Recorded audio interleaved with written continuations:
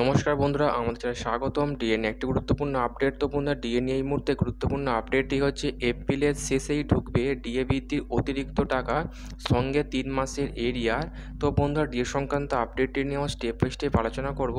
তো অবশ্যই আপনারা ভিডিওটি স্কিপ না করে অবশ্যই পুরোটা দেখবেন। তো তার আগে বলে রাখি, যে সকল বন্ধুরা আমাদের চ্যানেলে নতুন, আমাদের চ্যানেলটির পাশে সাবস্ক্রাইব করার পর পাশে যে বেল আইকন সেটিও প্রেস করবেন, লেটেস্ট ভিডিও আপডেটগুলি সবার আগে পেয়ে যাবেন।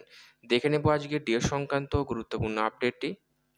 তো বন্ধুরা, বহুদিন ধরে দেখে আসছি পশ্চিমবঙ্গের সরকারি কর্মীরা কেন্দ্রীয় হারে ডিএর দাবিতে শহীদ মিনার চত্বরে আন্দোলন চালিয়ে যাচ্ছেন দিনের পর দিন, কিন্তু কোনো রকম সুরাহা মিলছে না। একদিকে মুখ্যমন্ত্রী, অর্থমন্ত্রী রাজ্যপালকে বারংবার ডিএ বৃদ্ধি নিয়ে চিঠি দেওয়া সত্ত্বেও কোনো রকম উত্তর আসেনি, এমনকি দিল্লির যন্তর মন্ত্র আন্দোলন চালিয়েও কোনো লাভ হয়নি।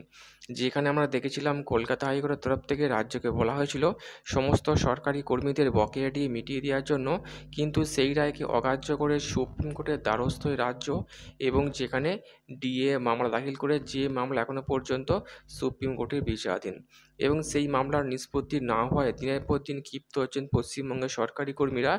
এমতাবস্থায় তারা বিরাট বড় আন্দোলন করবেন এমনটাই হুঁশিয়ারি দিয়েছেন, এবং সেই সঙ্গে তারা দেখিয়েছেন পশ্চিমবঙ্গ ছাড়া বাকি রাজ্যগুলো যেখানে কেন্দ্রীয় সরকারকে অনুসরণ করে ডিএ পাচ্ছে, সেখানে পশ্চিমবঙ্গে একমাত্র এই মুহূর্তে ষষ্ঠ বেতন কমিশনের আওতায় 18% হারে মহার্ঘ ভাতা পাচ্ছেন, এবং যে বঞ্চনা কোনোভাবেই মেনে নিতে পারছে না পশ্চিমবঙ্গের সরকারি কর্মীরা।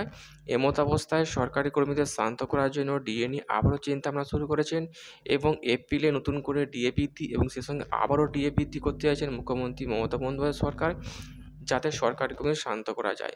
তো বন্ধুরা, এই ছিল ডিএ সংক্রান্ত গুরুত্বপূর্ণ আপডেট। কেমন লাগলো কমেন্ট করে লাইক করতে ভুলবেন না।